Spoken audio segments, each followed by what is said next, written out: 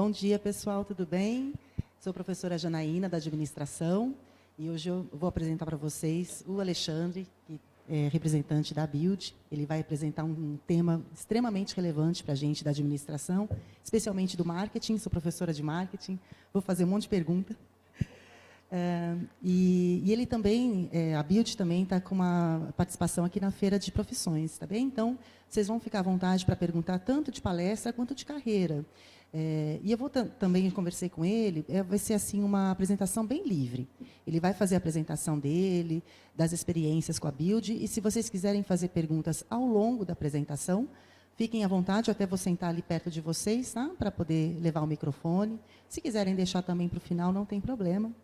Então, muito obrigada, agradeço muito a participação do Alexandre Rago. Imagina. Agradeço também a organização do Cefet, está sendo um sucesso, né, como sempre. E agradeço o convite de participar da mediação aqui da palestra. Então, fique à vontade, o palco é seu, eu vou ficar aqui atrás. Obrigada, gente. Imagina, eu que agradeço o convite, obrigado. Bom dia, turma. Bom? Bem, beleza. Ó, eu não sei como que tem sido a dinâmica das outras aí e tal, mas... Cara, finge que isso aqui é um grande bate-papo, beleza? Me interrompam, façam perguntas. Se quiserem sair do tema também, de alguma coisa que eu possa ajudar sobre carreira, tal, dá para perceber que eu já sou bem mais velho do que vocês aí. Então, enfim, fiquem à vontade, tá bom? Qual que é a ideia aqui? Só para a gente ajustar aqui, talvez até a expectativa. Eu vou falar um pouco sobre uma parte teórica mesmo, de experiência do cliente, customer success, esse tipo de coisa. Vocês me interrompam aí, fiquem à vontade. E aí, depois, o quê? Aí eu entro um pouco mais na prática de como que a gente, na Build e no Vita, aí eu vou explicar um pouquinho lá, a gente implantou a diretoria disso aí lá. Tá bom? Então, bora. Aqui, então, a ideia é... Quem sou eu, enfim, acho que vocês viram a mini-bio aí, acho que vocês receberam talvez a mini-bio, enfim. Mas o principal aqui, minha cadeira nativa é de clientes, tá? Eu trabalho desde 98 com cliente, tá? Sempre voltado nessa área de cliente. As pessoas até entendem assim, putz, talvez seja um tema novo, tal. Cara, depois quando a gente conversar um pouquinho sobre carreira, vocês vão ver que lá em 2000, quando eu fui convidado para trabalhar numa empresa, quando a internet não era tipo oxigênio, hoje em dia, tá? Uma empresa do Vale do Silício veio para o Brasil para abrir operação de internet aqui no Brasil, que era a América Online. E aí, puta, eu tive a sorte de ser convidado para poder entrar no time de implantação da OL do Brasil. Então, em 2000, a gente já tinha ações de cliente vindas lá do Vale do Silício, há 24 anos atrás. Tá? Então, enfim, tem muita coisa de experiência. Aí, depois disso, eu sou paulistano, aí é que eu vim aqui para Ribeirão Preto a trabalho.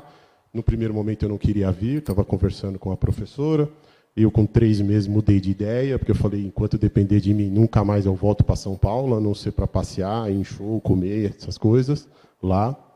E aí passei aqui depois pela Embratel, fusão de Embratel com Claro, depois a profissionalização de São Francisco e depois a profissionalização da Build, tá bom? E aí aqui também trouxe questões pessoais, que eu adoro ir para o meio do nada, tá? Então eu sempre vou para o meio da onde não existe nada de natureza. E aí, não sei se vocês lembram desse carinha aqui, nas queimadas do Pantanal de 2020, esse cara aqui chama-se Ousado. É uma onça que foi pega, porque ela tinha as 4 patas queimadas, e essa foto foi de 1 mês atrás. Ela foi reintroduzida na natureza, isso aqui é no meio do legado, lá no meio do Pantanal. Então, assim, e esse aqui é um carinha no meio da Mata Atlântica, que é só um pouquinho do que efetivamente eu sou sem ser aquilo do dia a dia do trabalho. Beleza? E aí, aqui é onde eu trabalho hoje, né? Ontem, não sei se vocês tiveram a oportunidade aí com o Samuel, né? Nosso colega lá, que trabalha aqui em Ribeirão Preto. Hoje, eu estou como diretor de operações e diretor de tecnologia lá na Build e no Vita, tá? Dentro dessa parte de operações, aí eu tenho marketing, tenho cliente, tenho comercial, esse tipo de coisa. Tá? E a gente é composto de quê? A gente é um grande ecossistema, onde a gente tem o médio e alto padrão, que eu vou entrar depois um pouquinho, Minha Casa Minha Vida, loteadora e várias outras empresas satélites que a gente faz para poder atender toda a nossa jornada de produto. Depois vocês fiquem à vontade para explorar, tá? Aí aqui, um pouco de build, médio padrão, alto padrão, a gente já tem 90 empreendimentos lançados, 13.500 unidades. Vita, a mesma coisa, térreo mais 3, que a gente chama, que é baixinho prédio. Esse aqui, 18 andares, casas também. Aqui a gente já tem quase 40 mil unidades vendidas. E aonde a gente está? Isso aqui é a TR, desculpa, que é a nossa loteadora. Então, a gente faz urbanismo, faz fechado. E aqui é onde a gente atua hoje, tá? Em todas essas cidades. Então, vamos lá. Primeira coisa aqui, que acho que eu queria falar para vocês nessa parte de teoria, é da onde isso surge, né? Qual que é, efetivamente, o porquê que essa relação empresa-cliente ela mudou, tá? O que eu trouxe aqui? Primeiro, alguns recortes que embasam o quê? Antigamente, turma, lá, bem antes até de eu entrar, de eu começar a trabalhar, a relação do cliente e da empresa era o quê? Cara, eu tinha um produto, se o cliente quisesse, ok. Se ele não quisesse, ele tinha que se adequar com aquilo que tinha. Por incrível que pareça. Tá? E isso, ao longo do tempo, veio mudando. Veio mudando para quê? Cada vez mais as empresas estão de olho nos comportamentos, nas atitudes, no que os clientes querem. Então, isso inverteu a maneira das empresas começarem a olhar cliente. Então, o cliente passou a ser o centro da estratégia delas e não mais o produto sendo o centro da estratégia. Então, elas começaram a ver que se eu desenvolver produtos e serviços com o cliente no centro e não o produto no centro, a minha chance de sucesso seria maior. Tá? Essa é a grande mudança que teve no mundo inteiro, no Brasil um pouco mais recente do que os outros países, principalmente Estados Unidos. E aí isso aqui são todas matérias desse ano, para vocês terem uma ideia, tá? Isso aqui é de julho, essa aqui é de agosto, essa aqui é de setembro. Ou seja, setembro de 24 ainda se fala em coisas que aí a gente, lá em 99, já falava que, cara, isso aqui, a empresa, a relação cliente mudou. Beleza? Isso aqui eu só trouxe como um exemplo para vocês também. Aí. Enfim, parte acadêmica é sempre bom estudar, né? Mas vocês que estão aí também. Esse livro aqui é super legal. Depois eu passo a referência para vocês, tá? Desse livro. E isso aqui, a Maria Martinez, existe um grande software de CRM no mercado, que chama Salesforce, tá? Onde ele consegue entender toda a jornada de compra, toda a jornada de consumo de um cliente. Ela era, na época, a CEO global desse software. E ela já dizia exatamente o quê?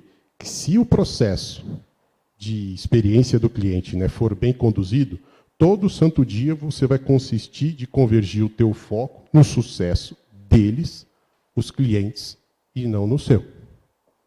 Isso é o principal. Vou trazer aqui como exemplo uma empresa que era do Rio de Janeiro. Eu não sei ainda como que ela está hoje, mas ela teve muito sucesso de quê? Ele era um rapaz que ele tinha cursos preparatórios para a OAB. Tá? O que ele entendeu na prática? Que o sucesso dele não era ter muitos alunos. O sucesso dele era ter alunos aprovados na OAB. Isso há 20 anos atrás. Então, se o aluno não conseguisse passar na OAB, ele não precisava pagar o curso. E ele monitorava, gente, esqueça, naquela época é diferente do que é hoje, monitorava até os hábitos dos alunos. Então, imagina alunos que tinham muita rede social ativa fora do contexto de estudo. Ele mesmo chamava os alunos na época para falar, cara, isso não vai dar certo, você não vai conseguir passar. Você está gastando seu dinheiro à toa comigo. Por quê? Porque ele estava preocupado em que o aluno passasse de ano. Olha como se inverte a lógica no processo corporativo. Ele deixa de receitar, por quê? Porque aquele aluno tinha hábitos e comportamentos que não fariam com que ele passasse de ano, que era mais importante do que ele receber o dinheiro. Tá? Basicamente, isso é o primórdio nosso ali de experiência do cliente. Tá? Beleza. E isso aqui... Opa, desculpa. Ô, gente, vocês vão me interrompendo, vocês fiquem à vontade, levantar a mão, fala, enfim, sei lá. Então, o que é mais importante aqui? Diz respeito à percepção geral e impressões que o cliente tem de uma determinada empresa após interagir com ela durante toda a sua jornada, processo que inclui desde a descoberta do produto até o serviço de pós-venda. Então, antes, a gente também só se preocupava com o nosso produto. Isso já não existe mais. A gente se preocupa o quê? Desde quando a gente tem a intenção de comprar um produto. Isso a gente já começa a entrar o quê? Você, por exemplo, quer comprar essa garrafa. Você vai entrar num site de uma determinada empresa. Um exemplo. Da onde ela está vindo? Quais são os hábitos de consumo? O porquê que ela quer essa garrafa? Poderia simplesmente só para beber água. Mas não. Pode ser porque ela é uma heavy user de esportes radicais e, cara, ela está procurando essa garrafa porque existe uma determinada funcionalidade nessa garrafa que para ela vê valor. Pronto, é a pincelada aqui. E como que você vai descobrir? Pela rede social dela. É a pincelada que a empresa precisa para poder fazer o quê? Desenvolver novos produtos ou melhorar os produtos. Aí tem uma série de ações que a gente faz, que eu vou mostrar para vocês na prática aqui como é que a gente faz isso. Tá? E a ideia, evidente, que é para poder oferecer para o cliente a melhor experiência de consumo possível e o mais importante para a gente ter em mente. A empresa faz isso visando benefício para a organização. Turma. A empresa não é uma ONG. A empresa visa benefício. Tá? Isso é o mais importante. Tá? As empresas fazem isso. Evidente que isso existe toda uma política de branding, de marca em cima disso, mas o que ela quer é um benefício por intermédio do seu benefício. Tá? Beleza. E quais são os motivos para a gente poder implantar tudo isso aqui? Por que a gente implanta? Por que as empresas gastam milhões, bilhões para poder fazer tudo isso? Porque elas querem aumentar a lealdade. Quanto mais leal a uma marca, melhor vai ser para a companhia. Maior satisfação, clientes encantados com as suas interações, rede social, enfim, qualquer outra plataforma que a gente tem aí hoje em dia. Senso de pertencimento dos colaboradores. Isso aqui vocês vão ver, é fundamental na experiência do cliente. O colaborador, ele é uma chave importantíssima. Pensa o seguinte, qual a chance de eu ter uma boa experiência do cliente se o meu colaborador do pós-venda está insatisfeito com a companhia? Zero chance. Não tem como. Você vai ligar lá precisando de um serviço, você vai ligar lá precisando reclamar. Como é que vai fazer se o colaborador não está satisfeito? Você não vai conseguir alcançar isso. Aí é que você pega, por exemplo, a própria Disney. Você vai lá, está todo mundo rindo, está todo mundo sorrindo, porque faz parte, é um dos pilares da experiência do colaborador no que tange ao complexo maior que a experiência do cliente. Tá? Opa. Aumento da confiança do cliente em relação à marca, aumento de consumo, e isso aqui também é super importante. Quando você tem as verbas de marketing para poder achar o cliente ou assar o seu prospect, enfim, o seu potencial consumidor, ali, quando você tem uma indicação, custo é zero. Você não tem verba de marketing para isso. Ui.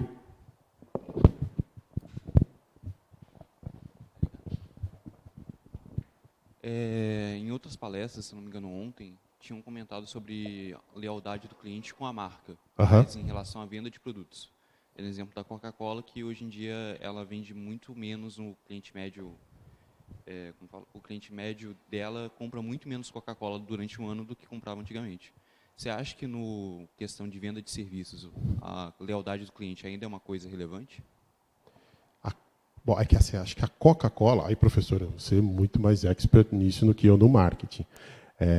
Eu acho que a Coca-Cola, de maneira específica, ela tem um produto que eu não sei como que ela vai conseguir se reinventar ao longo dos anos. É tipo cigarro.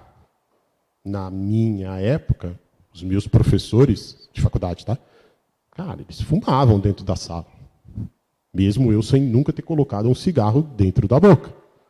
Então, como que uma empresa de cigarro conseguiria se reinventar ou ter a lealdade? Na minha, de adolescente, era super legal as pessoas fumarem. Era bacana. Eu não fumava por quê? Porque eu fazia atividades aquáticas lá que eu sei que iriam me prejudicar, por isso que eu nunca, apesar de ser bombardeado para aquilo.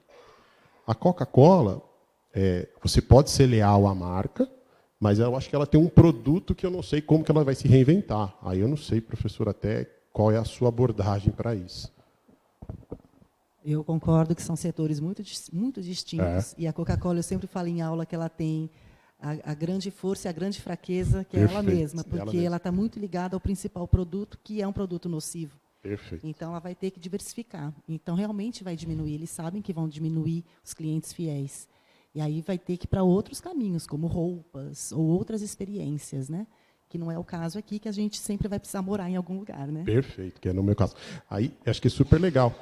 Se a gente pensar hoje, se você for tão fiel a uma marca, porque você gosta realmente dela, mas, de repente, o produto dela, em algum momento, não é mais compatível, igual um refrigerante, coisa que a gente sabe que é em declínio o consumo, aí ela foi e lançou a marca de roupa.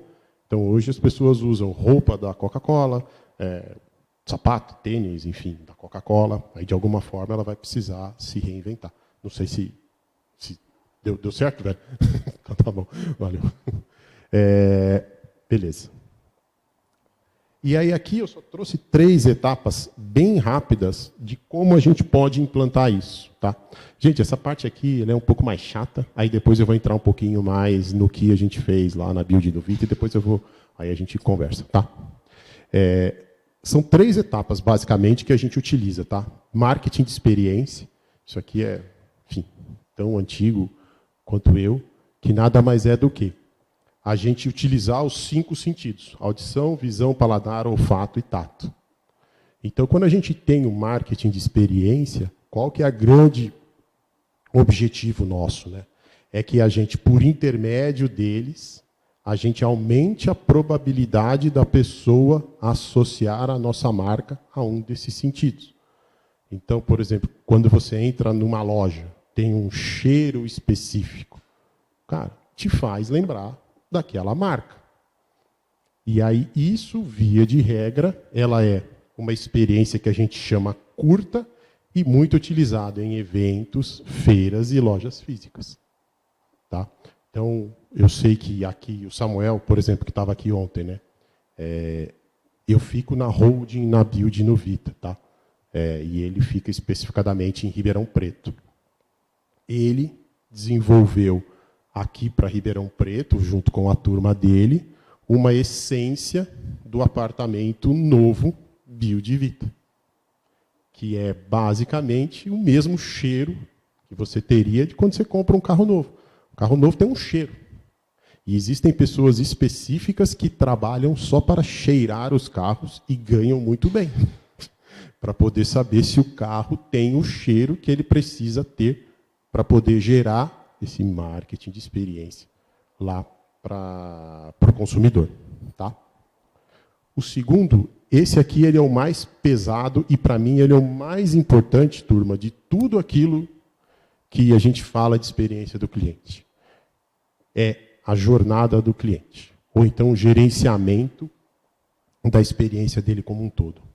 O que é a jornada da experiência do cliente, ou a jornada do cliente? Nada mais é do que todo o processo que envolve, desde a intenção até o pós-venda, de interações que ele tem com a marca. Tá? Então, a gente mapeia isso e a gente vai dando ratings, vai dando notas para cada um desses pontos de contato, para que a partir dali aquele que esteja abaixo, a gente faz ações para que ele melhore, e aquele que está alto, a gente faça ações para que ele continue alto. Vou tentar tangibilizar um pouco isso aqui para vocês. A Azul, acho que é uns 10 anos atrás, um pouco menos, uns 8 anos atrás, no processo de mapeamento de jornada do cliente dela, ela chegou aonde? No trânsito de São Paulo. Aí você vai falar, cara, eu vendo passagem aérea para voar em Campinas. O que o trânsito de São Paulo tem a ver com isso? Quando você mapeia toda a tua jornada, você começou a ver o quê? Que os teus clientes perdiam voos porque eles ficavam parados no trânsito. Você fala, beleza, Rago, eu vou fazer o quê? Eu vou resolver o trânsito? Não. Mas eu posso mandar para ele um push notification no aplicativo de como está a situação do trânsito. E eu ajudo ele para que ele consuma o meu produto de maneira correta.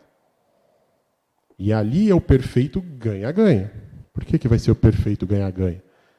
Por mais que você pague para remarcar, a companhia aérea perde dinheiro com assento vazio.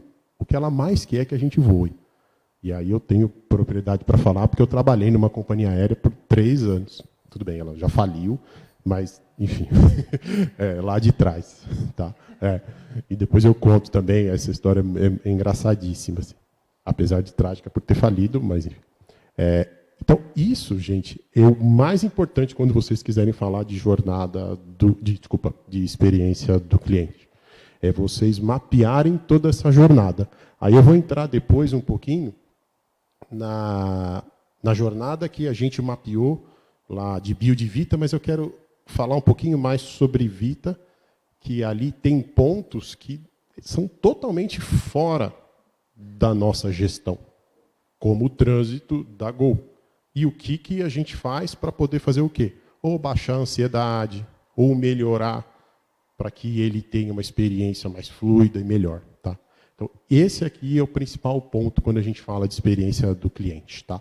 E aí é por isso que a gente fala que, ao contrário do marketing de experiência, que você vai e entra numa loja, sai, você compra o carro, você vai cheirar o cheiro do carro novo, depois você vai se acostumar com ele.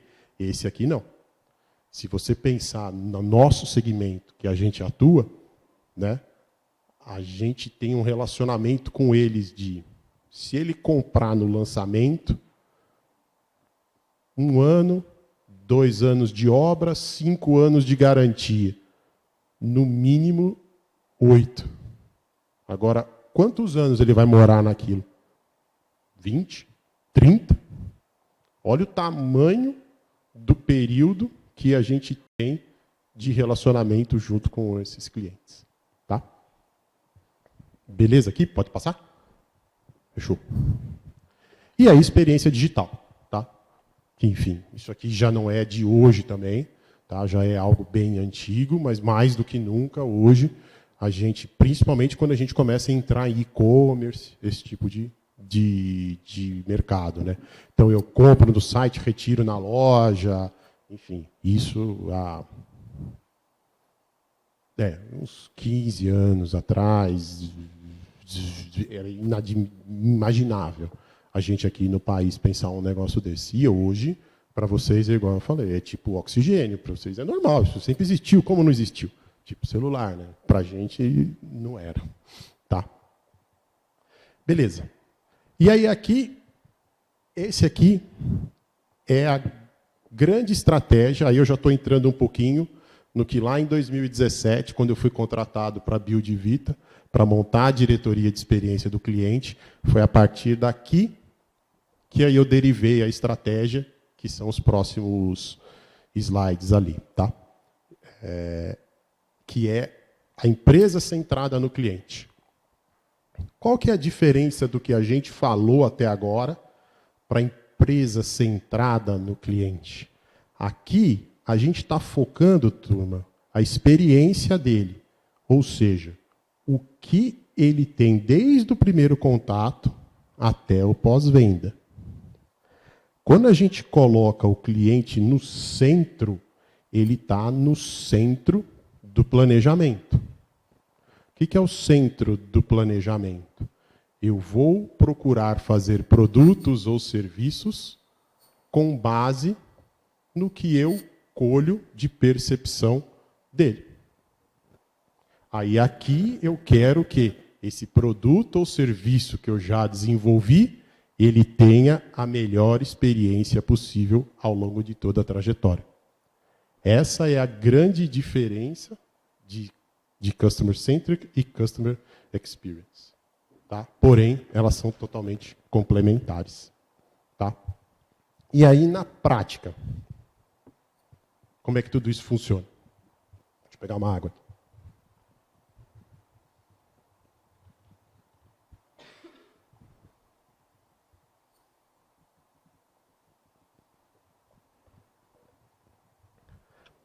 Então, aí já agora é mais parte de mão na massa mesmo, tá? Lá, então, igual eu falei, eu sempre fui uma pessoa de clientes. Desde a companhia aérea lá, depois da de internet, telefonia, blá, blá, blá. E aí, Biodivita, eles cresceram e quiseram, como qualquer companhia que cresce, quer começar a profissionalizar as áreas.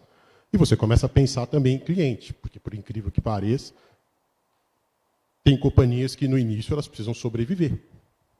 Enfim, aí depois você começa a pensar em outras coisas. E em 16, eles começaram a ver a importância do cliente na estratégia deles. E aí, 17, que eles foram ao mercado, me indicaram, enfim, e eu entrei. Nisso, o que eu queria utilizar lá?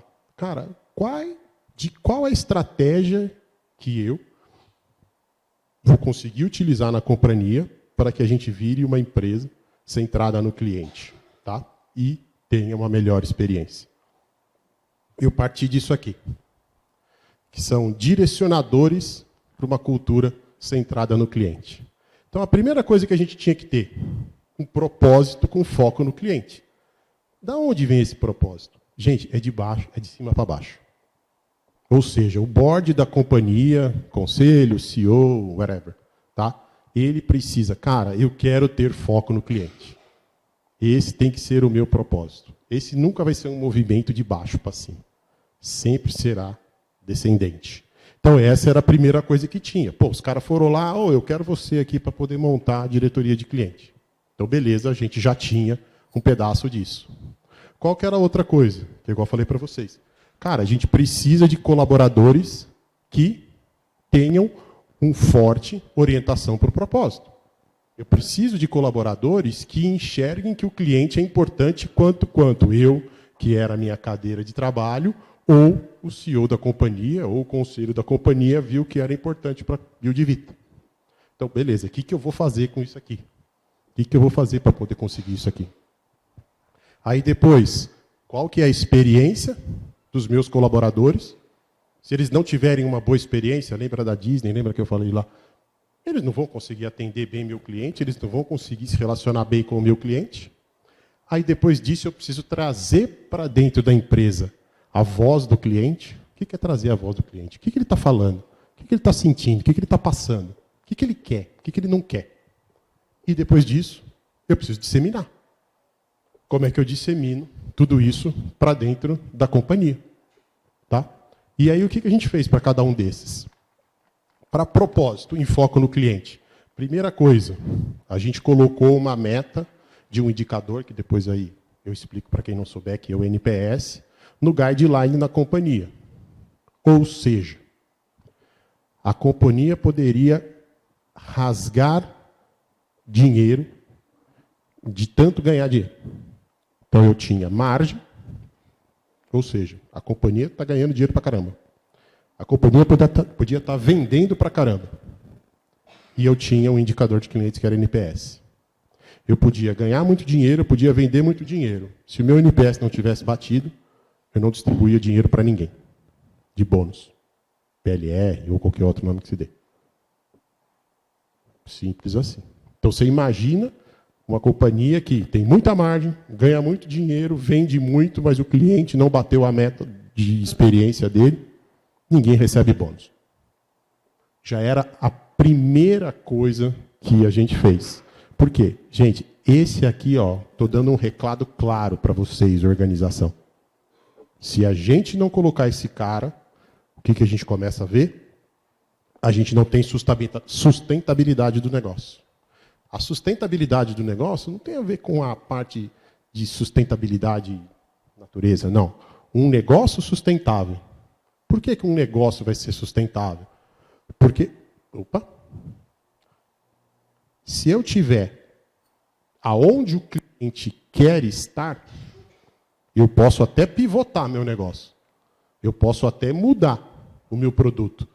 Mas eu sempre vou ser sustentável sobre a ótica de negócio. Por quê? Porque eu sempre vou ter cliente. Esse é o principal recado que a gente queria dar para a companhia naquela época. Tá? Disso. E aí, morador satisfeito vira um marketing bem feito. E um marketing bem feito indica, se ele indica, eu não gasto dinheiro com marketing. Tá?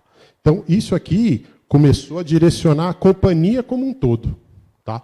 Aí a gente desce para todas as áreas lá. Beleza. E aí depois, colaboradores com forte orientação para o propósito. No onboarding, ou seja, lá nas entrevistas de todas as áreas, existia um tópico, experiência do cliente. E aí existia uma série de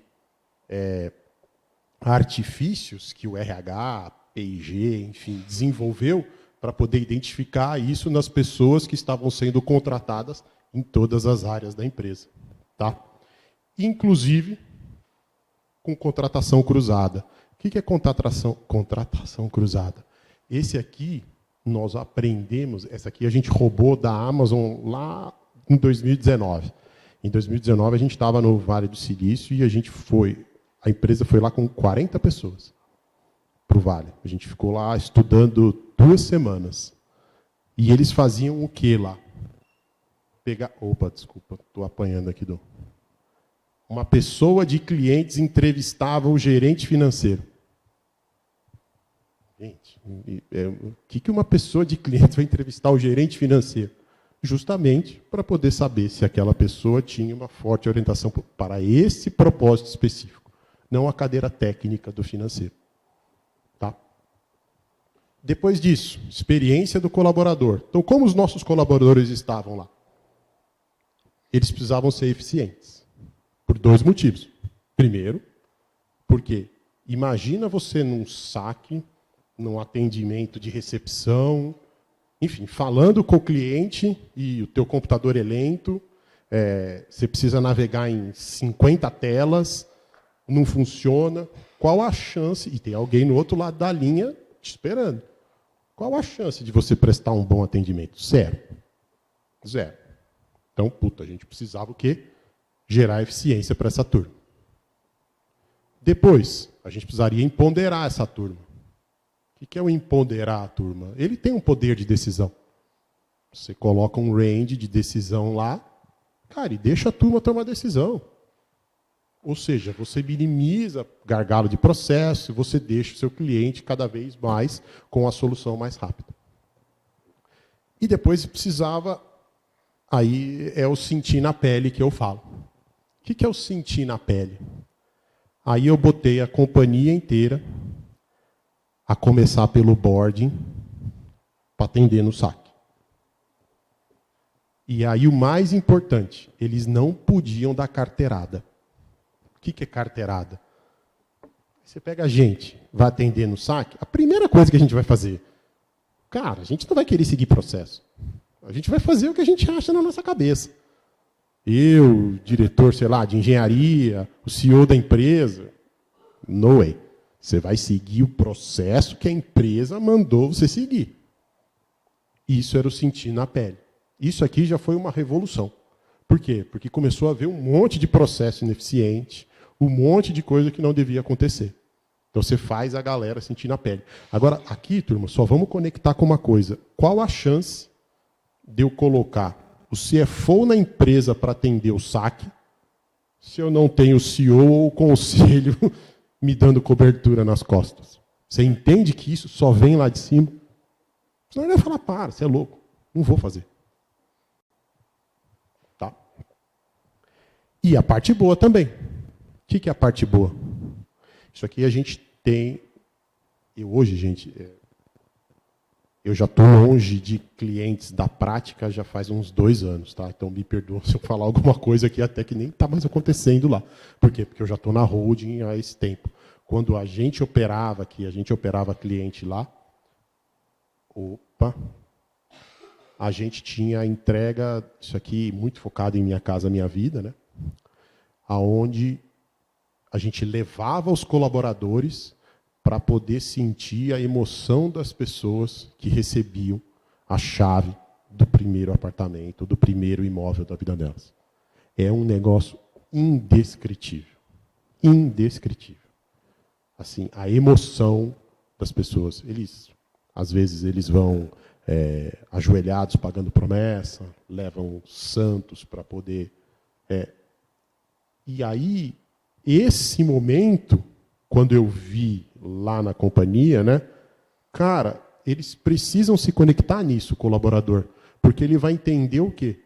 Que todo o teu trabalho do dia a dia é para a felicidade desse cara que está recebendo a casa própria dele. E, às vezes, é a primeira casa própria da família. Tá? Então, a gente precisava não só sentir na pele aqui, mas precisava sentir na pele aqui também a emoção, porque é para poder voltar para o dia a dia. Tá? Voz do cliente. Aí aqui começa o quê? Putz, como que a gente traz todo o sentimento, tudo aquilo que o cliente passa para dentro da companhia? Aí a primeira coisa, beleza, vamos começar a medir NPS. Alguém aqui já tinha ouvido falar de NPS? Tá. Agora, alguém já viu isso aqui? É o famigerado 0 a 10 aí, tá? Isso aqui foi criado por um cara lá de Harvard, há não sei quanto tempo atrás, que, quando a gente faz pesquisa de satisfação, sem ser as pesquisas, enfim, as quali, as quantis, né, professor? De ser alguma coisa muito rápida para a gente não irritar o cliente a ponto dele não querer responder, mas, ao mesmo tempo, nos dá a maior quantidade de insights possíveis para que a gente tenha conseguir tirar alguma coisa dali dele. Aí esse cara criou isso aqui, o de 0 a 10. Aí você vai lá e dá uma nota. E o que ele atribuiu nos estudos dele lá? Que de 0 a 6 são clientes detratores, ou seja, cara, são clientes que não indicam, eles falam que as vidas deles pioraram. Tudo bem, isso aqui é o americano de Harvard, é uma tradução literária lá do livro, tá? Da literatura. De 7 a 8 são neutros, de 9 a 10 eles são promotores. Então, como que é calculado o NPS? Na frente de vocês, né, gente? Desculpa. O percentual de pessoas que deram 9 e 10, menos o percentual de pessoas que deram de 0 a 6. Aí ele calcula o tal do NPS, que não é percentual. É só um menos o outro. E ele gira do quê? De menos 100 a 100. Então, quando a gente vê, e isso, não sei se vocês já prestaram atenção, vou voltar aqui. Ó. Reparem, a partir de hoje, vocês vão ver essas reguinhas aqui, ó, em vários estabelecimentos por Ribeirão Preto. E sabe o que eles colocam? Que 8 é uma nota ruim, 9 é uma nota boa e 10 é uma nota ótima. Por que eles fazem isso? Porque eles precisam reportar lá para a matriz deles, que às vezes fica na Itália, na Alemanha, já vou dando um spoiler aqui, não vou falar empresa. Qual é o NPS daquela loja ou daquele local? E se a pessoa colocar alguma coisa que caia para ele, que fique numa zona aqui, ou daqui para baixo, aí eles começam a perder a pontuação ou o rating daquele local. Então comecem a perceber, vocês vão ver, que eles induzem a gente a colocar 9 e 10. Assessoria financeira, que chega e fala, nós somos notas 9 de NPS. Assessorias financeiras gigantescas aí espalhando por outdoors dentro de Ribeirão e por fora. Aí na hora que você vai perguntar, puxa, seria tão bom se você me desse um 9 ou 10. Tá lá, eu tenho o Zap. Tá? É assim que se calcula essa métrica. Tá? E é a principal métrica utilizada hoje em dia. Então, a primeira coisa que eu tinha que fazer, o que era? Começar a medir. E começar a medir aonde? Putz, eu vou começar a mapear a jornada do meu cliente. Aí a gente mapeou Build Vita, só estou trazendo Vita aqui para vocês. Tá? Então, olha lá. Se a gente fosse pensar numa maneira mais fácil, o que o cliente tem? Ele comprou, aí você vai ter período de obra, uma assembleia para instaurar o condomínio, entrega de chaves, assistência técnica. Beleza, são 5 etapas, é o que geralmente todo mundo pensa. Isso são etapas de processo. Quando eu cheguei na empresa, a jornada de clientes tinha 5 etapas. Na hora que eu mapeei... Quando a gente, quando eu falo eu e toda a estrutura, todo o time lá. Quando a gente mapeou a jornada sobre a ótica do cliente, a gente sai de 15 para 21 etapas. E o que são essas etapas? Pensa nessa etapa aqui, ó. Para ele, cliente, Minha Casa Minha Vida. O ponto mais importante de toda a jornada, aonde ele acha que realmente ele comprou um imóvel, não é nem na chave e nem na assinatura de contrato. É na hora que a Caixa, porque são obrigatório, Minha Casa Minha Vida é obrigatório financiar pela Caixa Econômica Federal. É na hora que a Caixa Econômica Federal chama ele para falar, teu financiamento está aprovado, pode vir aqui assinar. É mais importante para ele esse momento do que ele pegar a chave ou do que ele assinar um contrato. Por quê? Porque ele tem tamanha dúvida da capacidade dele de conseguir crédito e muito mais ainda, cara, eu posso comprar um imóvel? Se você não faz esse tipo de mapeamento, você nunca vai imaginar que o momento mais importante dele é na hora que ele assina o contrato de financiamento com a Caixa. Aí a gente começa o quê? Da mesma forma que a Gol faz para a questão do trânsito, aí a gente começa a fazer o quê? Mapeamentos e ações para que diminua a ansiedade, enfim, e a gente consiga melhorar dele a experiência ao longo de toda a jornada. Aí aqui a gente começa a ver quais tipos de cliente existem, que são as personas. Então isso aqui, ele é um cliente build, eu tenho um cliente investidor experiente ocasional e um cliente morador, que ele se divide aqui em 5 pequenos subgrupos dentro de vida nova e apressado. Eu não vou entrar no mérito disso, mas isso aqui o que é? São as personas. Então, dentro de um mesmo prédio, eu tenho um prédio, sei lá, de 4 milhões. Todo mundo vai imaginar, nossa, só mora milionário lá. Não, às vezes pode morar o quê? O filho de alguém que ganhou. E ele trabalha, sei lá onde. A experiência dele, por mais que ele esteja num prédio de 5 milhões, a vida dele é uma vida normal, porque ele ganhou. E aí eu preciso fazer ações para ele que tem uma vida normal, ao contrário de alguém que realmente que precisa ter outro tipo de ação. E eles estão dentro do mesmo produto. Tá? É isso que a gente olha aqui quando a gente fala de persona. Aí não vou entrar.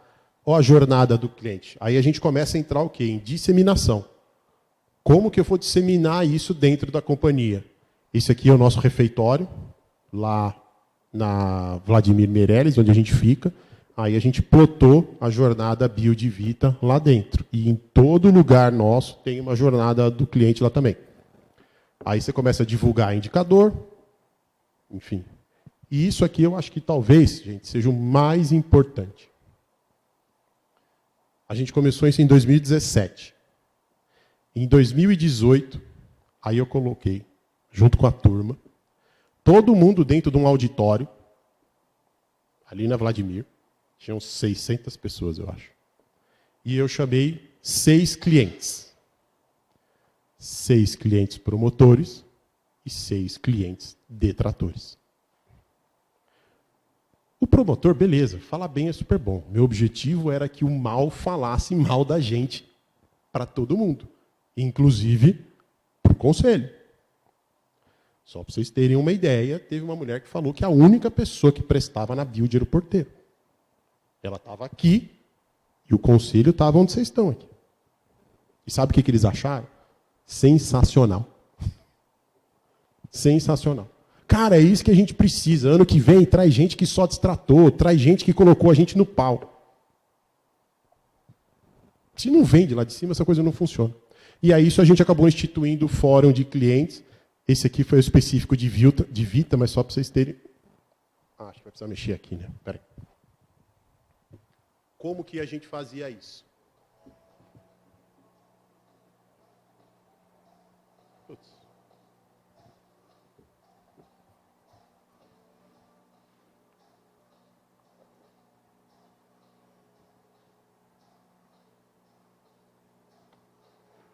Esse aqui é engenheiro de obra.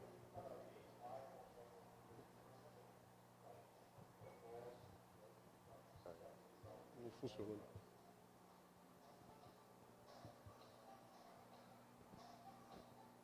Aí, enfim, só para vocês terem uma ideia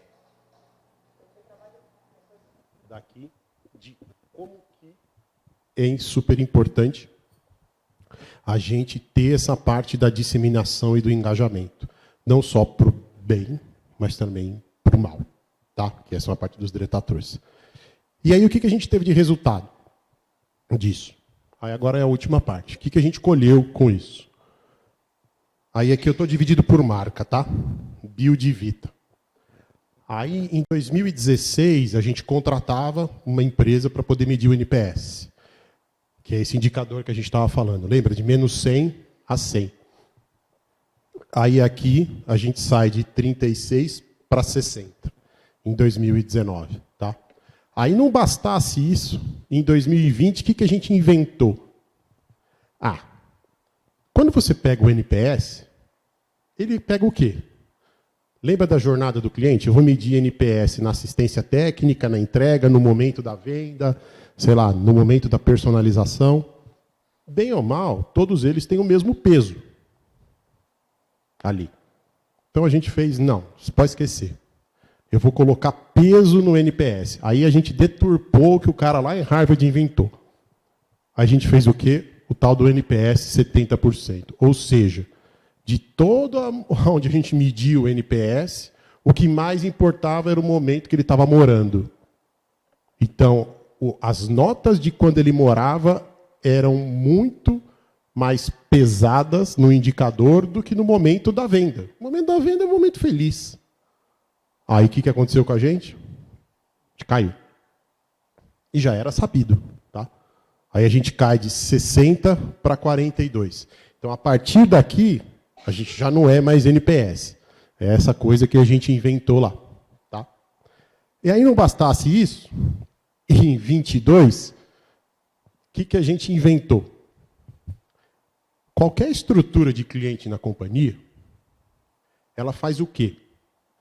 Você liga num serviço de atendimento ao cliente e esse serviço de atendimento ao cliente capta a sua demanda e manda para a área responsável. Então, imagina hoje que a gente quer reclamar de uma fatura da Vivo. Quem que vai nos atender? O saque da Vivo, não é? O saque da Vivo causou o problema da nossa fatura? Não. Quem causou o problema da nossa fatura? Financeiro. Aí a gente falou, pode esquecer. Eu não vou ter mais a área de clientes na empresa. Eu vou ligar direto o cliente na área demandante da reclamação.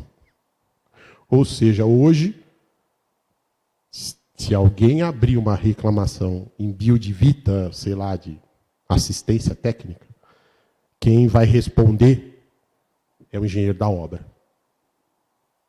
Se você quiser falar mal do financeiro, quem vai responder é o financeiro. Já era sabido. O que vai acontecer com isso? O nosso número vai despencar. Por que vai despencar? Porque a pessoa ela não está acostumada. Não tem quem faça isso. Só que aqui entra o pensamento de longo prazo. No momento, cara, a gente vai tomar tinta mesmo. Mas eu não estou preocupado com a nota. Estou preocupado com a sustentabilidade do negócio. Então, se o engenheiro causou a dor, ele vai sofrer. Se o financeiro causou a dor, ele vai sofrer. E não mais a menina de clientes, que não tem nada a ver com isso. Ela é só um gargalo no processo. E aí, assim se comportou Vita. E aí, aqui embaixo, o que eu trouxe? Olha só como é interessante. Aqui eu trouxe NPS, tá? Imagina se a gente só continuasse olhando NPS, que é o que todo mundo olha no mundo inteiro. Eu teria o quê? Cara, 63, 64, 65, 54, 50. É muito alto. Muito alto. E na hora que eu olho no nosso, é 22. Então, para nós, o que importa é isso aqui. Isso aqui, o mundo olha desse jeito, legal, bacana, mas, cara, nós vamos olhar aqui em cima. E a mesma coisa a gente fez para a Build. Olha lá. Então, imagina se a gente só olhar esse NPS. Olha aqui, ó, 68, 64. Para vocês terem uma ideia, quando eu entrei na empresa, turma, a gente foi visitar uma baita de uma construtora em São Paulo, gigantesca, de altíssimo padrão. Eles falaram, cara, vocês vão sair com menos 50. Vocês não vão conseguir ter nota positiva. Desde o primeiro momento a gente tem a nota positiva do NPS. E aí imagina agora, na hora que a gente mostrou isso aqui, os caras falaram, vocês são loucos, isso não tem como ser feito. Tem, ué, tá aí.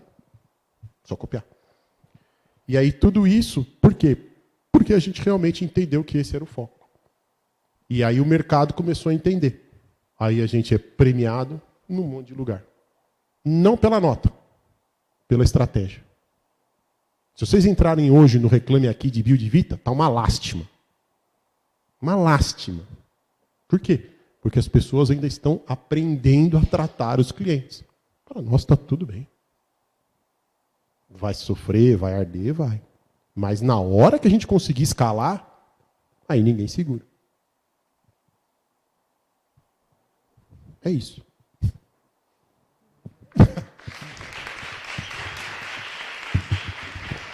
Obrigado. Alexandre, muito obrigada pela apresentação fantástica. Eu acho que é um excelente exemplo do que a gente ensina aqui, do enfoque sistêmico, como está tudo amarrado em tudo. Eu queria fazer uma observação antes de passar para as perguntas, que a gente tem um caso aqui de várias coisas, né? É caso de marketing, é caso de RH, é caso de estratégia, é caso de... E da parte de estratégia, como é importante essa mudança cultural, está atrelada não só ao apoio da cúpula, mas a uma série de mecanismos da área de gestão de pessoas, e que, num primeiro momento, parece que está forçando, né, a pessoa mudar o comportamento, como vocês fizeram lá, o bônus atrelado ao desempenho. E o NPS ele é meio que uma armadilha mesmo, que você não vai saber nunca se ele é verdadeiro ou se ele foi manipulado. Exatamente. A forma que vocês fizeram no final não é uma deturpação, ela é um aprimoramento, né? Porque o indicador ele é bom quando ele serve para vocês melhorarem, e não para vocês ficarem perdidos, né? Se aquilo lá é verdade ou não é. Então, vocês estão de parabéns. Obrigado, imagina. E eu queria, então, deixar aberto para os alunos. Nós temos aí uns 10 minutos antes do coffee. Aí vocês fiquem à vontade aí, gente, de carreira, fotografia também, tá tudo certo. Bom dia, Alexandre, Fala, tudo bem? Obrigado pela palestra. Imagina. Eu queria saber como que a Build faz para reafirmar para o cliente que ele fez a escolha ótima no pós-compra. Cara, a gente não tem ação para isso. Tá? Inclusive, se você for ver, a gente pouco faz ação de branding ou institucional. Para a gente, cara, o melhor branding que existe é o cliente falar bem de onde ele está morando. Tá? Então, a gente, cara, de verdade, a gente não tem ação para isso. Mas a gente tem um sistema de acompanhamento de indicadores pós a moradia. A gente mede NPS até 18 meses depois que ele está morando. Tá? Para partir dali, a gente conseguir retroalimentar toda a companhia para que a gente melhore. Então, as nossas principais ações estão voltadas na hora que o cliente pega a chave e é onde vira um caos. Porque um apartamento novo, gente, é prestador entrando, do build especificadamente, ele só entra depois de uns 3 meses, mais ou menos. Porque a grande maioria faz reforma, mexe no apartamento. Aí você imagina um apartamento novo, que tem um monte de prestador entrando, que você precisa, quando você diga, você é o condômino, o zelador, o síndico, precisa garantir a segurança. As coisas estão sendo utilizadas a partir daquele momento. Gente, e a gente faz obra igual os egípcios faziam pirâmide. Não tem jeito. É pré-histórico a maneira como a gente faz obra no nosso país. Tá? A gente foi lá fora ver, é impressionante. Só que aqui inviabiliza a obra. Então, vai dar problema. Essa é a primeira premissa que a gente tem na empresa. Cara, vai dar pau. Não tem como. A privada vai estar entupida, o ralo do banheiro, na hora que ele for tomar banho, vai estar zoado. Não tem como. Agora, se sempre vai ter problema, a gente precisa ser eficiente na solução e na comunicação. É por isso que a gente faz um monte de coisa para que isso volte como indicador de retroalimentação. Bom, enfim, acho que não sei se eu consegui responder. Respondeu. Obrigado. Valeu. Fala, meu. Tudo bom? Eduardo, Economia. Eu queria saber quais foram os mecanismos que vocês usaram para refazer o mapeamento e como que vocês chegaram no resultado que o momento mais importante era a assinatura do contrato com a Caixa. Legal. Lá atrás, a gente contratou uma consultoria, que é uma consultoria especializada em mapeamento de jornada de cliente. Muito porque a gente queria ter uma primeira jornada muito técnica, e aí eu queria que o meu time absorvesse como se fazia para mapear uma jornada. E a partir dali, com esse capital intelectual internalizado, a gente poderia mapear outras jornadas, como jornada do permutante, jornada, enfim, dessas outras. O mecanismo, como se faz, cara, é entrevista. Então, você seleciona faixas de clientes em várias etapas da jornada, e quali e quanti para cima deles. E aí, a partir daí, com base na técnica aí de pesquisa, você vai captando o quê? O sentimento que ele tem. E aí, a partir de toda essa técnica que a turma, a consultoria nos passou e o time internalizou, é que aí você chega e você determina os seus make or breaks, que chamam, que são os pontos mais relevantes da jornada. Ficou bom? Beleza. Bom dia. Bom dia. Eu vou, justamente que a professora de marketing aqui, então espero não falar nenhuma besteira. Mas... Eu não sou de marketing, meu velho. Nós estamos no mesmo barco. Perfeito. Tem um autor que a gente estuda aqui nas disciplinas, que é o Kotler. Então, foi muito falado sobre a experiência do cliente. E ele separa o marketing em fases que as empresas acabam tendo algumas prioridades. Então, a primeira, o marketing 1.0, seria exatamente como você falou, que é um pensamento mais antigo, então mais focado no produto, por exemplo.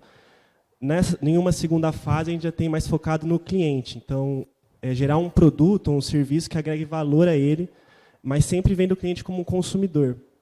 E a gente tem uma terceira fase, que seria o 3.0, que o cliente já não compra mais um produto que vai gerar valor para ele, mas ele já tem algumas similaridades com a empresa, então ele se identifica com a ética. Às vezes, se a empresa tem algum alinhamento com sustentabilidade, por exemplo, alguma política social, enfim. Hoje, para o grupo Build, seria mais semelhante a uma segunda fase, então a minha prioridade é gerar uma experiência ou um serviço, um produto que agregue valor a ele, ou já seria encaminhado para uma terceira fase. E como que o comercial é treinado para passar isso para o cliente? Cara, que pergunta boa, porque tem uma coisa muito importante nessa relação, que é o comercial. A gente, turma, eu vou explicar um pouquinho o modelo de negócio para tentar, e depois eu chego na sua resposta. Os sócios fundadores de Build Vita são 3, tá? Eles lá atrás, quando eles criaram o primeiro empreendimento, eles não tinham dinheiro. Eles foram na raça. Eles são empreendedores natos, tá? Então eles viveram o quê? Um momento de ou eu vendo ou eu quebro. Então era um momento de escassez muito grande financeira. E eles, evidente que passaram por isso já.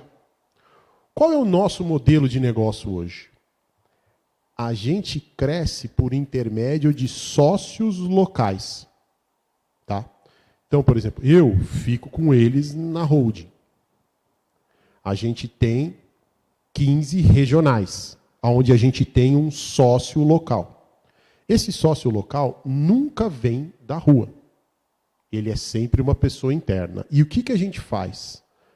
A gente faz como se fosse um equity com ele. A gente quer, com base no modelo de negócio, que ele tenha o mesmo sentimento de escassez que os fundadores tiveram lá no passado. Então, hoje, da porta para fora, a gente tem 2 empresas Build Vita. Da porta para dentro, a gente tem 15 empresas, cada uma com o seu CEO, que reporta para nós, cada uma com a sua receita, seu custo, sua despesa e a sua margem. Então, quando a gente fala do marketing 2.0 para o 3, existem regionais que, com certeza, a gente pode falar que elas já estão quase no 3, tá? E existem, como é que eu vou dizer? Não são tarefas, são melhores práticas, acho que essa é a melhor forma, que são inerentes a todas. E aí elas estão muito ligadas à questão ambiental, por conta de resíduo de obra. Então, exemplo hoje. Só que a gente, falta falar, a gente não divulga. Eu não acho isso bom nem ruim. A gente também se pergunta e a gente também não entende por que a gente não divulga. Tá? Mas, por exemplo, essa questão de ESG para nós, tem regional que já faz tempo. Horta comunitária, sei lá, alfabetização. Toda obra nossa, à noite, tem aula para alfabetizar os colaboradores. Tal. Então, e aí uma série de outras ações que envolvem essas ações até ambientais, que poderiam ser boas quando a gente fala no marketing 3.0, porque aí seriam ações que, de repente, fizessem com que as pessoas se fidelizassem à marca e tal. Mas, cara, não me pergunte por quê. A gente não faz isso da porta para fora, sabe? A gente é bem ruim nisso, para falar a verdade. Porque eu acho que até que por conta do nosso próprio modelo de negócio, a gente olha muito para dentro. E como são 15 empresas diferentes, cada uma num momento, a gente às vezes fala com uma que, putz, cara, essa empresa aqui precisa dar certo esse empreendimento, né? Essa regional precisa dar certo esse empreendimento, senão como é que vai fazer? E aí tem outra, enfim. Então, para nós, isso não está muito no nosso centro, não, tá? A gente acaba focando mesmo, igual eu respondi ali para o colega, de, cara, quem está morando está satisfeito. Para nós, é o que vai fazer ter sustentabilidade na companhia. Tá? Mas concordo contigo que, cara, o 3.0 é super importante, que você começa a se... né, com a marca e tal. Agora, a parte técnica. Né? Para vocês está até fácil, porque vocês já fazem, só falta divulgar. É só contratar aí o pessoal aqui para, né?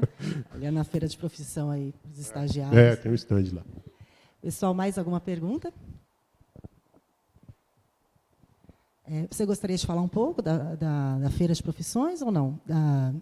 De profissões não, de carreiras, que o pessoal está participando aqui da Build? Então, quem efetivamente está aí, né, é a nossa regional de Ribeirão Preto, né? E eu acho que assim, a nossa ideia, gente, quando a gente participa, né, de uma feira dessa, até mesmo eu, quando falaram para vir aqui e tal, eu separei a manhã inteira. Porque, para nós, isso é super importante. Essa questão da educação, de começar a carreira, né, é algo que, para nós, a gente entende isso como algo muito positivo para a sociedade, etc. Então, a ideia de você estar, né, numa feira de profissões, ou numa feira de carreira, ou vir aqui para poder bater um papo com vocês e, de alguma forma, tentar ajudar, enfim, compartilhar experiência, não só técnica, experiência de vida, tal. Para nós, eu acho que isso é super importante, né? Então, a gente está aí com um stand. Se a gente pegar, por exemplo, aí talvez todo esse material ele é com base numa estratégia de marca empregadora. Então, é por isso que esse último aqui a gente traz todo mundo de gente que constrói e tal. Por quê? Porque toda companhia, é claro que a cadeia central são pessoas, né? Mas aí vamos pegar para o nosso modelo de negócio. Se eu cresço por intermédio de sociedade e o meu sócio só vem de dentro, o meu crescimento, pessoas, o caminho crítico. Então, enfim, acho que é esse um pouco e a gente está super aberto. Bom, queria agradecer muito você, Imagina. Alexandre, pelo seu tempo, a generosidade de vir aqui abrir as estratégias, né? E agradecer a todos que assistiram, avisá-los que vai ser servido um coffee break agora, não sei exatamente aonde, aqui? Lá na feira. Então, a gente se vê lá. Muito obrigada, viu? E Imagina, até uma gente, próxima. obrigado vocês. Estou super aberto.